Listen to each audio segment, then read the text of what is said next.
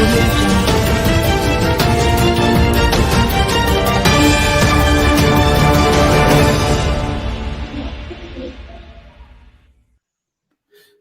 and welcome to Focus on Liberia to our program Roundtable Africa, being hosted today by Mr. Edward Amara, Focus on Liberia West African correspondent, and also co-host of this program, Roundtable Africa. Edward, it's good to have you. You are hosting today. This is an excellent opportunity on a very, very significant topic, by the way, the anti-French and anti-government protests in Burkina Faso. How are you doing in the motherland? And what is your take on this very big topic, so to speak? How you doing, sir? I'm doing good, and this is a very important topic that has a very deep relation to Africa. We all know the impact that France as a country, though small when you talk about the geographical size, but it psychological moral impact on Africa is a very huge one. So whenever we are discussing France, it's a reflection of a portion of Africa, if not the huge portion of Africa, that one have to keenly listen to understand what France has got to do with Africa and what are the moral implication and political implication on the continent that we are living in on today. Thank you so very much, folks. If you are just joining in, do us that usual favor, hit that share button. Let's share the broadcast with as many people as possible. Africa is the continent of the black. Everything that affects any African country affects every person of color in any part of the world. It is good to know what is obtaining in other countries. Roundtable Africa is focusing on Burkina Faso in discussing the topic anti-French and anti-government protests in Burkina Faso. Edward is here to break it all down for us. Yeah, as the questions Edward will be answering as he discusses this topic. What's the cause of the ongoing civil disobedience in Burkina Faso? Do you know that? Well, he's here to break it all down for you. What is the story of a 13-year-old protester, Aliou, who shot down a French drone using a slingshot? Do you know that? Edward is here to bring you all that. What is government's response to the ongoing protests in Ouagadougou? Do you know that? Edward has the answers. And finally, how true is the rumor that French bases in the Sahel are collaborating with terrorists? Well, folks, welcome again. Edward is your guy. Edward, before we go into the topic and answering the questions, what is the latest on the continent of Africa? Thank you very much. A lot of happening on the continent of Africa that need to be brought to the awareness of folks by and large. In the first place, we go into the Horn of Africa. We all know the deteriorating political situation that is now facing the government of Abiy Ahmed. Abiy Ahmed was once elected in Ethiopia as somebody who was seen as a Moses. Unfortunately, his activities with the Tigray region have never been convivial, and it has thrown the Ethiopian country into a state of civil war. Well, the headline into that country is like Haile Selassie, who is one of the most renowned Olympic runner into Africa, and another Olympic runner, Selassie Lilassi, have actually vowed to go along with the prime minister in the battlefront against the TFL, the Tigrayan Liberation Force. Abiy Ahmed have actually called upon all patriotic Ethiopians to join him, as he has a kind of strong military discipline background to fight against the Tigrayan rebel. He has called them like they are worms of the state, cockroaches. They want to infect the state of Ethiopia, and he thinks that they are terrorists. They shouldn't be encouraged. I call all patriotic Ethiopians to join him against the war against the Tigrayan rebels. And Selassie, Lelassie, and Gebre Selassie have joined the call, and they are trying to use their celebrity background to call on Ethiopians to join the prime minister in the battlefront against the Tigrayan rebel. It is yet to be seen whether they are actually going in practical form, but that is the statement from the prime minister. And we also go to Malawi. The government of Malawi, in the person of the prime minister, Mr. Lowe, have actually contacted Mike Tyson for Mike Tyson to be an ambassador for cannabis sativa. Cannabis sativa is a type of herb that have been the one on a lot of ban lists of certain African leaders or African countries, including Sierra Leone and Liberia. It is forbidden for a citizen to smoke it. It is one of the narcotic drugs that Africans are actually against. However, because of the economic status of Malawi, the government of Malawi have decided to legalize it and to use it for industrial or economic purpose, and at the same time for medical purpose.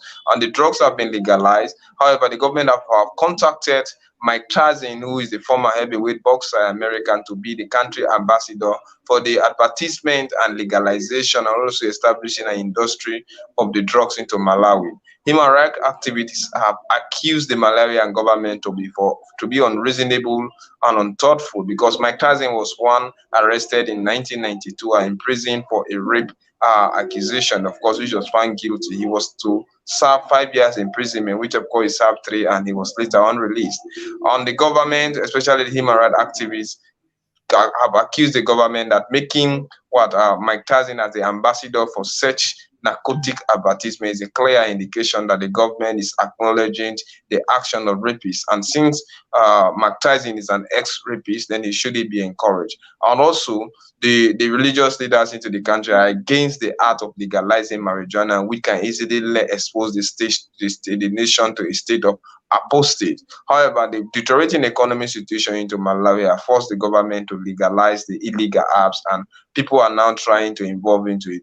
But locals are actually asking if whether those who have been actually in prison before this time because they planted the herb, are they going to be released since it has been legalized? Issues like that are yet to be decided by the court. However, the court is saying that they are not going to take any decision that may affect the past what have happened. Those who are in prison for such thing have to be paid for it. Then we head back into the northern part of Africa, Libya.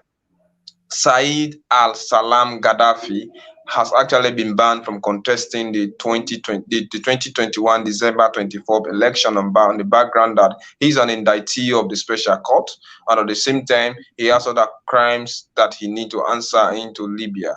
And being on such crime list, they are not going to legalize or grant him his permission. So the High Electoral Commission in Libya have actually disqualified his candidacy, and they are saying that he has a traveling ban on him and also an indictment by the ICC. And other 60 people have actually been enumerated for eviction out of the presidential race. It is yet to be seen if whether Kayafat Hafat, who is the strong man into Libya fighting against the Tripoli-led government, if he's going to be added to the list. And he also stands accused as Qaid al-Salam is also an accused person. Then we head into this Eastern Africa again. We go into Tanzania. We lost John Magufuli earlier this year, and Samilu is his successor. Samilu has actually moved ahead to uplift the ban that was actually placed on pregnant women or pregnant girls who found themselves in the schoolroom and yet become impregnated. Her predecessor, the late man, Pombe John Magufuli, said that when you get pregnant or if you get impregnated, it means you are done. So there is no need for you to attend schools again. And those who get pregnant get impregnated should actually be in prison for 30 years. And that law was actually entrenched into it was stated into the constitution in 2002. But John Magufuli, the late man, tried to empower the clause in his reign. However, Samilu has decided to lift the ban and also create a kind of parallel school for those girls. Magufuli actually stated that it is because of lack of morale and having a child outside wedlock shouldn't be encouraged. But the mother of Tanzania have actually moved to repair that law, and girls are now stand a better chance now to continue attending that school. Then we are also seeing 24 people being released from prison, from captivity in northern Nigeria, Zamfara state. Nigeria has now become prolific for kidnapping in the name of taking ransom from those people. Over 1,000 people have been kidnapped in Zamfara state since this year, January, up to this stage. 24 people were actually released, including school pupils, foreigners, and the police are saying they were unconditionally released. They never paid any money. However, their explanation is a bit cloudy, and people are still saying that the state government used money to secure the release of these people. Whatsoever thing they may be saying is definitely not true. So far, so good. These are some of the important and most interesting news emanating out of the continent of Africa. Edward Amara, focus on Liberia West African correspondent, giving us a rundown of the things that are happening in Africa. Edward, I was curious. I thought you were going to pick up something from Liberia. Apparently, you did not include it in your list today. The Liberian National Police, in collaboration with the Liberian DEA, went into the Douala area and went after some criminals, also named as Zogo, and they went there to raid the ghettos where they reside to carry on their daily activities. And during the process, some of the Zogos, from what's been reported for Front Page Africa, were resisting the police and the DEA officers from carrying on what they went there for. They were throwing stones at them. The police, in return, fired loud bullets, according to Front Page, in response to the stones being thrown at them. But then, unfortunately, in their effort to, disperse the crowd that had gathered to come to see this, or that came to see the commotion, three persons were shot dead by the police. Only one has been identified as a Zogo. The other two are yet to be identified. So clearly, this is a joint force of the law enforcement, community in Liberia that fire live bullets and killed 3%, supposedly because they were criminals and involved into narcotics and other, things that are not wholesome in a society. Up to now, we have now heard from the chief of police, calling to Front Page to reach out to him, to reach out to the police spokesman, to reach out to the minister of justice, and none of them will say anything about these citizens that have been killed. So that story is fluid, it's ongoing right now. But again, it was a terrifying situation for many Liberians, especially in the Douala area, who have seen it, or for police officers to be engaged in the killing of citizens because they happen to be suspected criminals. It's just unfortunate, and I want to bring that to you. Thank you for that excellent rundown of the developments in Africa. Focus on Liberia here. Edward Amara hosting topic for the day: anti-French and anti-government protests in Burkina Faso. Edward, let's get started. The topic is juicy. Liberians listening, all folks around the world listening, if you don't know what is obtaining in your sisterly country of Burkina Faso, please listen. Edward, our first question: what's the cause of the ongoing civil disobedience obtaining in Burkina Faso? This is something that is so cumbersome that one have to be very careful in making a critical analysis on it. Well, having said that, the cause of the anti-French protest in Burkina Faso, because it's a kind of what that is the cause of the ongoing civil disobedience in Burkina Faso. When you talk about civil disobedience, you talk about a government or a citizens going against their own elected government. And that is actually factual. The citizens of Burkina Faso, known as the Burkinabe, are actually demanding for the early exit of Roch Kabore. Roch Kabore was the president that was elected in 2015. On his term now, he's now trying to serve a second time in office. Unfortunately, the citizens are now asking the president to leave. Their elected president, their strong man, the man whom they trusted, that can bring peace to the Sahel region after the departure of long-time serving president Blaise Compaoré, who ruled the country for 22 good years after the demise or killing or assassination of Thomas Sankara. And they are asking for Mr. President to leave. The cause of it is very simple.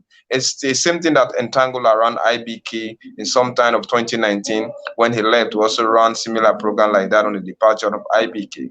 See, Roch Kabore came as a savior of Burkina Faso. Unfortunately, there's a culture of anti-French into Burkina Faso, because when Blaise Compaoré came in as the leader of Burkina Faso, maybe in one or two ways, France supported him to assassinate Mr. Camara after Thomas Sankara died, and we are seeing that he established a culture that almost led to the hatred of French people, because he never wanted France to have anything to do with it. That is why up to now, even after he left, he's today staying in Ivory Coast instead of going to France. So people have seen that this president Kabore has actually aligned himself with the French government, and in so doing, he promised to what to create stability into the country, like to revive the economy, empower the youth, restructure, empower the social system, and ensure that there is fair competition into the country, essentially to stop the political instability that have been destabilizing Burkina Faso for quite a long time. There is famine, there is famine, and at the same time, drought sometimes happen into the country. In August also, we saw flooding taking place into the country. Now, the government, the citizens, the Burkinabes have lost faith into the Kabore-led government. They think and feel that he's collaborating with France, and they think that the trouble into the Sahel region that have led to the displacement of 1.2 million Burkinabes, and Burkina Faso is a country that has a population of 21 million. Especially like where it is happening now in Kaya, is in the northwestern part of Ouagadougou. It's a kind of big town city, the most big town in the northwest of Burkina Faso, which is has around 140,000 citizens, and they are demanding for the government to leave. The anti-government, the civil disobedience protests in Burkina Faso is actually being made because he has failed the country. He has failed to stop the political instability into the country, the activities of insurgents, ISIL, Daesh, and they're even accusing like Al-Qaeda to also be operating into it. And they are thinking that France is having a lot of saying on the country's fate. And he has actually aligned Burkina Faso with France, which of course the Burkinabe are accusing France to be responsible for all the deteriorating political situation into the country. That is why they think that he's a failure, he's a collaborator, he's a traitor, he's no longer needed, and they're asking their own president-elect to leave. Thank you so very much, Edward Amara. Our second question is, what is the story of 13-year-old protester Aliou who shot down a French drone using slingshot? What is the story behind this boy extraordinary protest? I mean, he's 13 years old. What is the story, Edward? It's a very fantastic build-up into Burkina Faso. All started because there's a culture that the Burkinabe are against France. They feel that France is responsible for everything that is going on today in Burkina Faso. In fact, France have been accused of aiding the insurgent. They have been asking themselves personal questions. Where are the insurgents from? Where are they getting the weapons? Where are they weaponizing themselves against the state? Why our important people in Burkina Faso have been taken hostage? Why a lot of time people in hotel or holding important meeting have been actually run it up by insurgents, by jihadists, by terrorists, and they are taking it to hostage, so a lot of people have been slain. So this boy of 13 years old could just be used as metamorphically in order to represent something that people are seeing. Look at what is going on. He has been set up into the air by people because they saw it and they realized that, because now they are what are they preaching? They are preaching patriotism. Now we are now wondering, even pupils, because 13 years old is a school people have been involved into the protest. When you take a clear watch at the picture, he is not tall enough to look where the drone is to put it down. So he has to be aided with young people, people who are thirsty for justice, people who are so hungry to ensure that France live, putting it up, because this is just a total clear statement that it's a statement that they have made that they really want France to leave. So the story behind him is a kind of resolute determination from citizens from the Burkinabe who have accused France of aiding and abetting the crimes relating to Burkina Faso. They have accused France of leading to the failure of the Kabore-led government. They have accused France of facilitating the jihadists with weapons. They have accused France of being responsible for the entire trouble into the Sahel region. They don't want to see France. They are given the French troop ultimatum, and everything that belonged to France have been seized as anti-Burkina. So the story of that 13 years is a clear indication that everybody want the French departure. The keys want the French departure.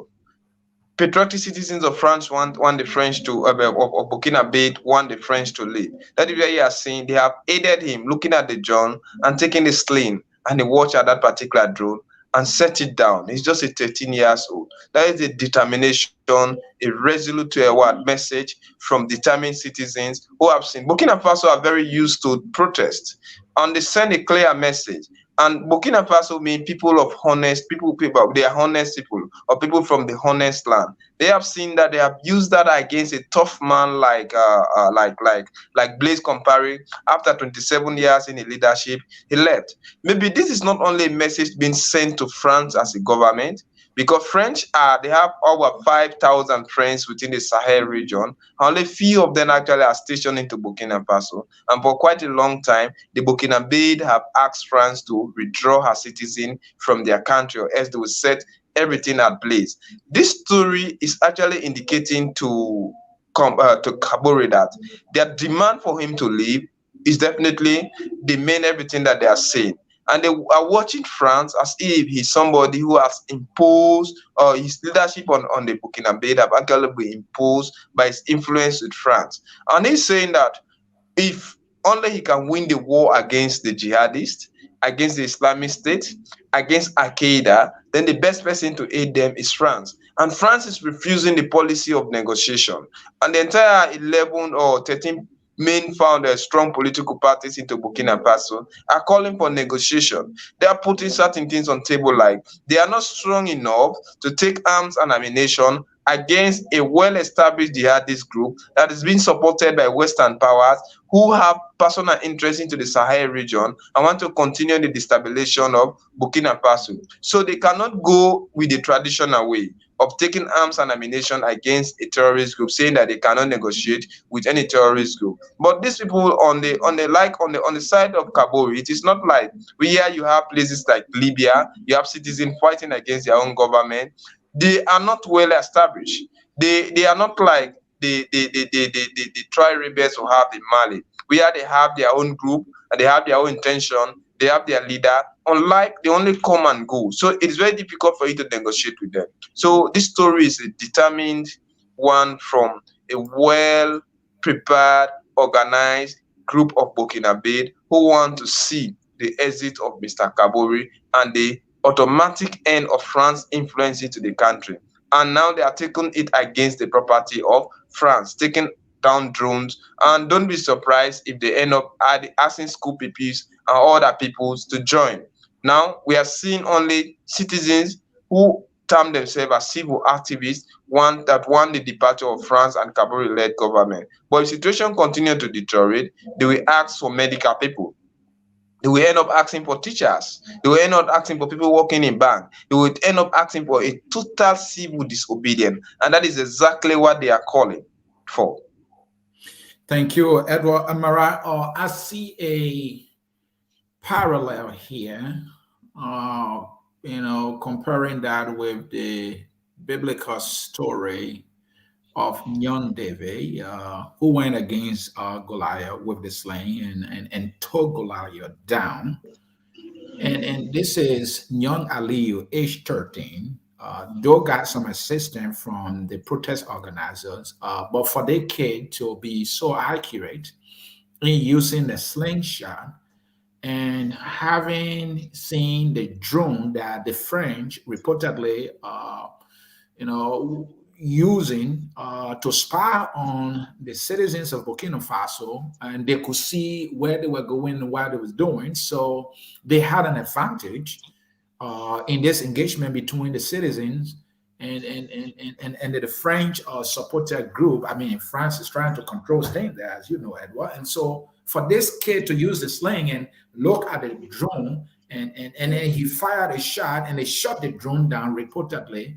How is he being seen today, this kid in Burkina Faso? Is he the David of Burkina Faso today, or how are they seeing him?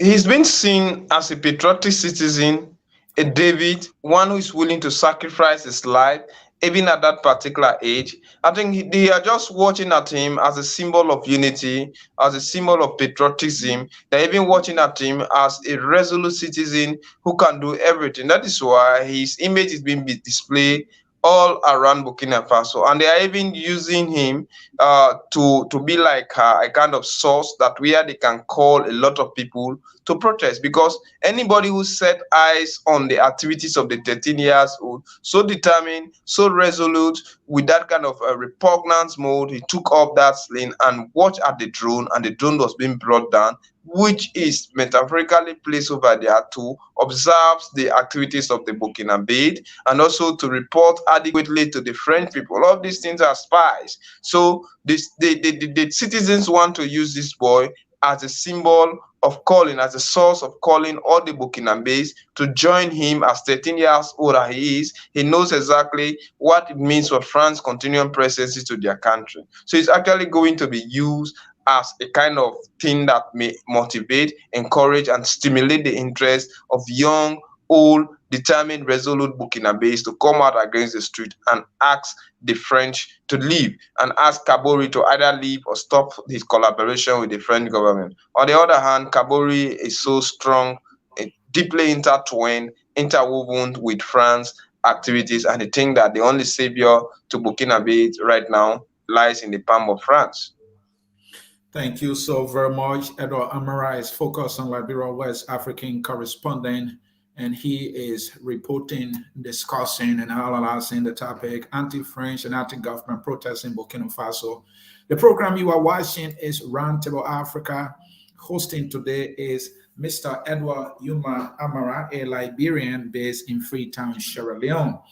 Edward, in all this, we want to know what is the government's response to the ongoing protests in Ouagadougou? Earlier, you analyzed and reported that this protest is not only against the French, it's also against the government of Burkina Faso. So let's focus a little more in Ouagadougou, which is the epicenter of all political activities. What is the government response? Well, you are having a kind of government that the citizens of Burkina Faso are terming as a very lackadaisical one, nonchalant, and a government that may definitely not save their plight and they want it to leave. And the government, as in the wind of France, have responded violently because the demonstration first started against French citizens, especially French citizens, in essence, they are the French military. They were actually leaving from Ivory Coast, heading into Niger, and these are part of, the Sahel country. You talk about Mali, you talk about Africa, you talk about Niger, you talk about Chad, you talk about Burkina Faso. They are found with, you talk about Benin, yeah, they are found within this particular area. And these French citizens, we are actually living about 200 vehicles and 60 French soldiers. We are actually heading into the Sahel region, especially going to Niger. They use the Ivory Coast swing, heading towards Niger. And when they reach at Kaya, Kaya is a city that's in the northwestern part of Burkina Faso. And what the citizens did, they accused France of being responsible for weaponing, or they are the one weaponing the jihadists into that particular region, because they are wondering, these guys are illegal group and nobody is supporting them. So if they are now placed within the Sahel, and France found ourselves there with a lot of military, over 5,000 of military, French military are actually based there, and they are heavily weaponized against fighting jihadists. Yes, the jihadists are taking a toll on the Burkinabe, and the Burkinabe soldiers do not have the facility to visit all of the Sahel region because they are ill trained, and at the same time they are ill equipped for them to take on this particular jihad. It is only France who have that audacity to be paraded trekking around these places. Unfortunately, the more France trek, the more they keep on getting the weapons to militarize the country. So if that be the case, there's a possibility that France has a deeper connection towards what they know or towards the accusation. So the stop of the French soldiers and force them to search into the vehicles that we are going. What we are they heading to? They claim that we are going with certain things to their soldiers. It could be like medicine and other things, taking it along the front line to ensure that they supply it. But the Burkina Faso accused the French troop of taking weapons or arms and ammunition to the jihadists so that they can use it against their government. So within that demonstration, the French soldiers retaliated by firing bullets into the air. According to them, arms and ammunition, they fire arm into the air. They said 5 people were being injured and shot, purportedly shot in the leg, and they are even claiming that some people actually died. But the French soldiers are refusing, and they are even saying that it is just normal for a soldier to retaliate whenever he or she comes under attack. They can retaliate by firing live bullets into the air to scatter or despise the crowd. But it is very, very unprofessional, unacceptable, illegal, and baseless for a French soldier, a trained and qualified French soldier, to watch at a demonstration crowd or a demonstrating crowd of protesters who are without arms and ammunition and fire shot directly at them. So the demonstration will go on. It was now the responsibility of the government to actually strike a deal or come in the aid of her citizens. Unfortunately, this same government retaliated by sending arms and ammunition with soldiers against the civilians, and they be retaliated and sending firing tear gas against them. So the government respond indirectly in support of France. That is why the citizens now are against France. So it's a very nonchalant government, maybe somehow careless, and it has mishandled the affairs of this particular citizen. And the citizens today are retaliating. So it's a type of the government did not respond in a manner that was anticipated. Rather, she responded violently, and that is why the demonstration now is not only being done now against the French led or the French military into France, into Burkina Faso. Rather, it is now a kind of thing that is a blended one between France against the French military stationed in Burkina Faso and also the government of Kabore. They are asking Kabore Passe to leave. So the government response is very violent. It was very unanticipated, and the citizens have also retaliated by calling on the immediate departure of Kabore, or else they will be demonstrating until they can see his back out of the office. Thank you, Edward Amara. Before we go for our break, we have a comment from Flomo Livingstone, a viewer here, focus on Liberia, with this question for you, Edward. Why are they still paying colony taxes to France? He's saying that, oh, it seems to be the people of Burkina Faso are still paying taxes to France. And he's wondering why, because colonialism has since ended. It's in different form here, for which the people of Burkina Faso, and I think this is the case with other African countries, why are they paying taxes? Well, indirectly they are paying taxes because let us see like France. One thing about the French colonies, which you understand that each and every French colony foreign reserve is being maintained in France, for a central bank, and it has been changed into CFA. And with France, CFA being circulating within her colonies, it means indirectly they are paying taxes, and they are paying for each and every services that is being rendered. So by you asking France to leave Burkina Faso, is indirectly stopping her encroachment, her determination to control the economy, enforce political decision, and place leaders in power that they want to serve their clandestine interest. So indirectly, definitely France is collecting taxes from Burkina Faso, from the government, and most of these corrupt, well-placed politicians who behave like filibusters, they come and talk a lot, change the constitution, install themselves into power, steal money, and send their foreign reserves into France. The French government enjoy a lot. So indirectly, definitely they are paying for taxes. And you are seeing neo-colonialism into Africa. Unfortunately, in France, it is not only neo-colonialism, but you are seeing their presence, because France have managed to destabilize French-speaking West African countries.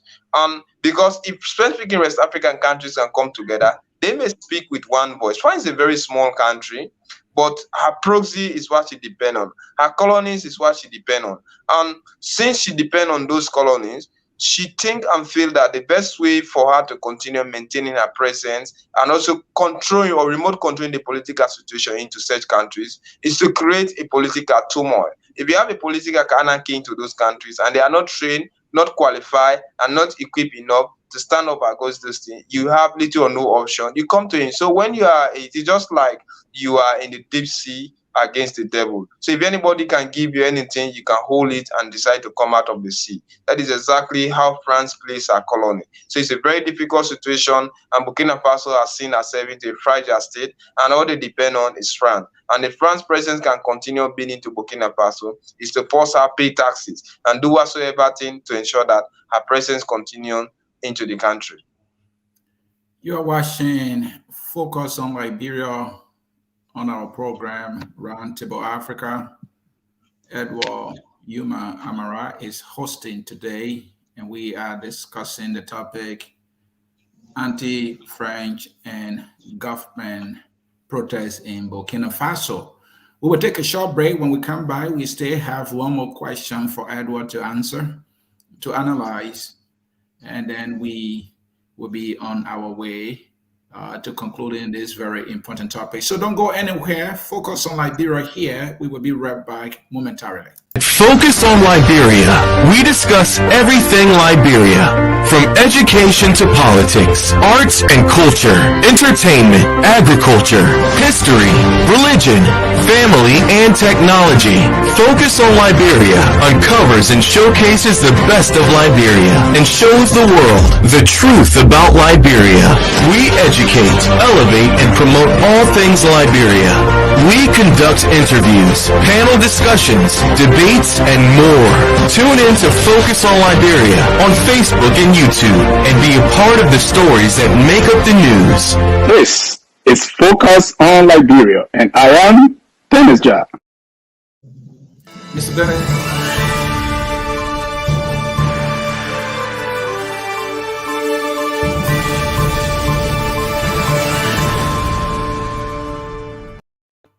And folks, we are back with you here at Focus on Liberia in continuation of this broadcast on the topic anti-French and anti-government protests in Burkina Faso.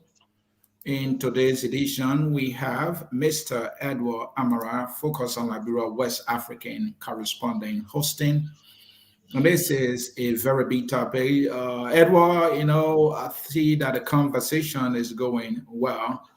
But we can't wait to ask you our final question here, which is how true is this rumor that French bases in the Sahara region, if you like, are collaborating with terrorists? Any true circumstantial whatsoever for which the people of France that has benefited immensely from these African countries would be accused of this tactic of, working along with terrorists to terrorize, these predominantly Francophone African countries.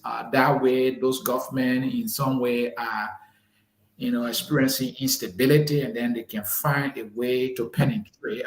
Divine root tactics, some people will call it. Is any truth to this thing yet, that they're working along with terrorists? And if so, why? I mean, how is this anything to believe whatsoever? Go ahead. Well, there is no rumor without element of truth. Mhm. We know France to be one of the front runners when it comes to fighting against terrorism. And France as a country has come under numerous attack by jihadist-based militant. It could be like Alcy. Paris is also not another safe city, and there is no month where somebody cannot be attacked in Paris. Either with knife and ammunition, and we have seen how Islamic terrorists have taken a toll on French citizens. So France are taking it like a moral obligation to ensure that wheresoever terrorists are found into the world, her voice can be heard and her presence can be felt, and she also can definitely fight against the existence of such group. Unfortunately, the situation is taking like a very different scenario in Burkina Faso. The Burkinabe today are accusing France of being the brain behind the instability in Burkina Faso, and they have also accused her of being the main source of the terrorists receiving their arms and ammunition.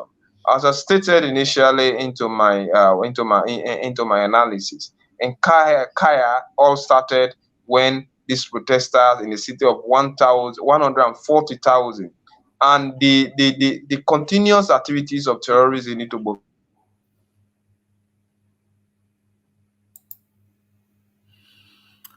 Folks, bear with us there. There must have been a little glitch at the end of Mr. Edward Amarai. into that particular city. So we're now 240,000 people living in a particular city.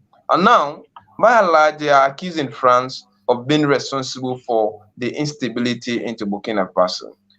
Where are they generating this? One is coming from the opposition parties into Burkina Faso. The opposition parties, it could be like a kind of ploy. It could be like a carefully syndicated act to discredit the relationship of Kabore's government with France, and also to place him at par or at a very distant level with the citizens that the government is governing. And now, most of those people who are accusing France are politically active, and they are asking for them, because it started with the opposition. Now they are saying that France is aiding the jihadists, and Kabore is in good relationship with France.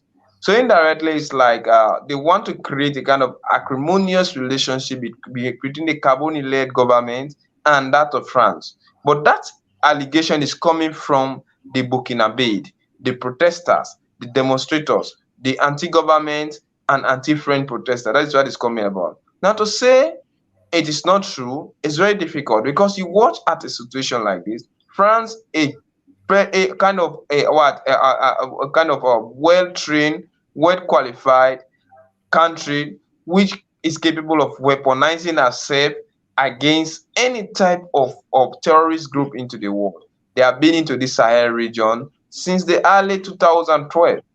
2013, 2014, until even Kabore, when he was elected in power, they were in existence. Instead of the terrorism act going down, you are seeing every day it is becoming hyper. And France's presence into the region, she's not only present, but she's present with arms and ammunition, armor cars, drone. She's present there with helicopters, all sorts of military weapons. And these jihadists are using sophisticated weapons to what? To inflict punishment, to inflict trouble, to cause damage into the country. So where are they generating from this thing? You watch at the Sahel region, they are totally disconnected with all other people, and it's a very hard to reach area, and it is only France who's going on into the length and breadth of this placing, parading herself, and at the same time claiming that she's fighting terrorism, and these people are using sophisticated weapons. So indirectly, you will conclude with these people that France must have something to do with these people. And most of the time, the other time, look, 28 soldiers at Burkina Faso were killed, 50 were killed. And when they watch at these bullets, they are very sophisticated bullets. Bullets that you will not think that terrorists are capable of having it without having foreign support. But on which background can France support this, or should France support the terrorists into Burkina Faso, when they already have a strong relationship with the Kabore-led government? Because normally France may choose to support said government if they think and feel that the government in power is not in collaboration with her, and most of her interests are being threatened. Unfortunately, the Kabore-led government is on a shaky position. The military is not suited, and Burkina Faso is one of the poorest country into West Africa, 21 million, and even during the demonstration against Blaise Compaoré, the parliament was being burned down, some state apparatus were affected, and a lot of things are going to Burkina Faso that the economy has not actually been able to revive. So Kabore came into power, he only depends on France. So why should France involve in terrorizing the government that she claimed that she is protecting? But by and large, when you watch at the accusation, something is really wrong. But for now, it is very difficult for you to conclude. But based on the impact the jihadists are creating into Burkina Faso, you may tend to agree with these people. But where is the evidence? Nothing. There's no tangible evidence, there's no video evidence, there's no copyright evidence, there is nothing. So it is only the protesters who are claiming about this. Maybe this is going to lead to a lot of investigative journalism where we have secret journalists going into the Sahel region, maybe to frame what is going on. But again, the French are capable. Let's assume that they are actually in support of the jihadist movement. What we normally do, they create a kind of our unsafe situation for any journalist who may go over there, and they can even leak your secret prior to arrival, and these jihadists can easily arrest you. Remember, as you say, one of the opposition leaders in Mali was sometimes arrested by these jihadists. He was with them for over 2 good years. It was later on that he was released. And since he came, he even decided to bow himself out of politics because he refused to comment anything. And he knew exactly what happened with them. So France is a very dubious country into this particular situation. Maybe she's been caught within the Red Sea and the devil. Only God knows how things like that will happen. But this particular accusation is kind of an eye-opener, and it's going to lead to a lot of investigative journalism. Now it's a wide allegation, and the impact that the jihadists are having on Burkina Faso, one cannot definitely deny the people's claim. However, there is no tangible evidence that can prove that France is actually responsible or she's guilty of the allegation. But maybe because of the impact, things like that. And if the Burkinabe army can be very honest enough to themselves, maybe make an onslaught on these attackers or the jihadists. If certain weapons like that can be caught and they relate it and they try to do some forensic investigation, you watch at those weapons that the jihadists are using, you compare it to what France is using, and you see where these things are coming from. Everybody will know where actually they are generating their weapons and what is giving them the influence, because these people are carefully informed, and most of the destruction that they cause, they do it on careful information. They can have adequate and careful information, and they can go ahead to inflict damages before ever you realize it, they are gone. So it means they have sophisticated equipment that they can easily use to do all of these things, and they are living in the Sahel region. This thing cannot be done without strong foreign backing. But mind you, Russia is also operating now into the Sahel region because Russia is having strong bargain with the Mali-led government. And since Gov't is supporting Russia and Russia is supporting Gov't, and they do not want to see France, France presidents also want to be over there. And you are seeing Turkey is also making certain move. America is not asleep, and France is not actually asleep. I think the only person who influence has not been shown a lot into the Sahel region is Great Britain. Probably she wouldn't want to be involved into where she has not been called to. But it's a very difficult situation, and all foreign powers are operating into those places. But France now, because of her ambition to continue on maintaining her power over Burkina Faso, that is why today she's seen as the prime suspect. Thank you so very much, Mr. Edward Amara. I mean, you are right. It's a huge accusation or allegations against the French, that some way, somehow they might be supporting terrorists, who are against the interests of the people of Burkina Faso. And the reason is that France is also a victim of terrorism, right? Or terrorist people. So how they who too are victims of what terrorists do will want to do business with them. So I mean, like you said, a kind of investigative journalism, right? An investigative journalism will have to be done, to put it right, to be able to come up with the truth. And then you also talk about an instance where a particular journalist was in the region for 2 years, but after that journalist came out of that place, more than like, hey, I'm not going to say anything. What happened was that journalist won. That if you tell the truth, you may not have your life. So you are right. Your analysis is spot on. No tangible evidence whatsoever to do so. Maybe the only way we will lay our hands on some, hard facts would be what you call a forensic investigation, especially on the weapons that the terrorists are using, that will be able to trace where the weapons are coming from. I mean, are the French using the same weapon? If so, could it possibly be that those weapons were given to the terrorists by the very French? And if the French have done so, what does it do to their relationship with the government of Burkina Faso? And the Burkina Faso government is more or less relying on the French. So while the French will want to involve into any dubious activity with the terrorists, to terrorize the country that it wants to do business with. Very tricky situation there. Huge accusation, by the protesters and the people who are against the government.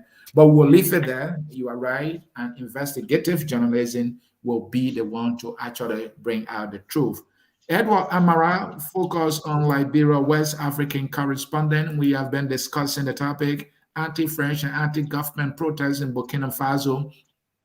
And folks, we also want to remind you about a symbol that has become the face of what is obtaining in Burkina Faso. A 13-year-old by the name Aliu, who was held by protesters and with his sling shot, like David, who killed Goliath, and he was able to, shoot down the drone used by the French to spy on the people of Burkina Faso, especially the protester. He has become a symbol of inspiration for the people of Burkina Faso to stand up for themselves in their advocacy for justice and freedom in Burkina Faso. Folks, this is something you can't get from any other media platform other than Focus on Liberia. We want to say thank you so very much for always following our broadcasts here. But before Edward can give his closing, we want to share with you today, this evening, 6 p.m. Eastern Time, on our program, The Hour of Politics, with our guy, Anthony C. Dennis Jai, the CEO of Focus on Liberia, will be a guest on the ANC Global Charlotte Convention that was just held in Charlotte, North Carolina. Dennis represented Focus on Liberia. He will be giving his report and will also be doing an analysis, but he will be quizzed by Anthony C., who is the host of our program, The Hour of Politics. You do not want to miss it today, 6 p.m. Eastern Time here at Focus on Liberia. It will be political from start to middle to end. Do not mix it here at Focus on Liberia. Mr. Edward Amara, excellent reporting, great analysis. What will be your closing statement while we take leave of our people? Why do the audience need to remember on this topic, anti-French and anti-government protests in Burkina Faso? If anything they need to remember, why do they need to know? They need to know that France is so small, but she has a huge impact on West Africa, especially the French-speaking West African countries. And if France cannot play a fatherly role into West Africa, it is very difficult for peace to reign, because out of the 16 countries that you have in West Africa, 9 of them are French-speaking West African countries. We only have 4 which are British countries. 1 is another country being colonized or discovered by America, and have a Bosophone country. The rest belong to France. And France still have a strong moral, economic, and political, even religious impact on this country. So West Africans, especially our leaders, should know on which ground to negotiate with France.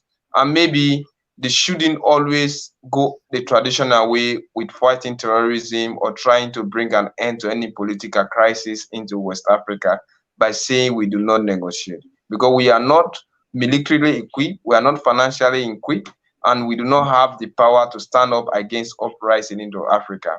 Then finally, maybe what is really happening into French West Africa can be prevented into British West Africa if we can all join hands together to fight against those activities, because they can spill over.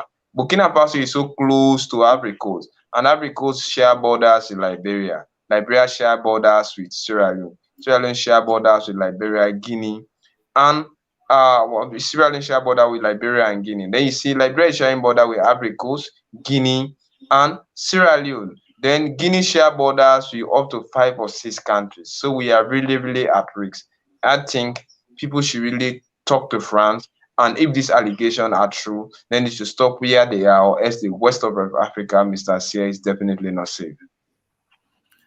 Edward Amara, thank you for excellent reporting analysis here at Focus on Liberia on our program Roundtable Africa. Folks, this is how we will come to the end of yet another edition of our program, Roundtable Africa, here at Focus on Liberia, where we educate, we elevate, and promote all things Liberia. As always, we don't close any of our broadcasts without bringing you a nationalistic song about their country, Liberia, where Edward is from, where I am from, where Dennis is from, and pretty much all of you from. And that song says, we are all Liberians. Enjoy that song for a few seconds and tell Focus on Liberia thank you for what we do here. Bye-bye, and we love you all. We are Liberia. Liberia is our home. Liberia people.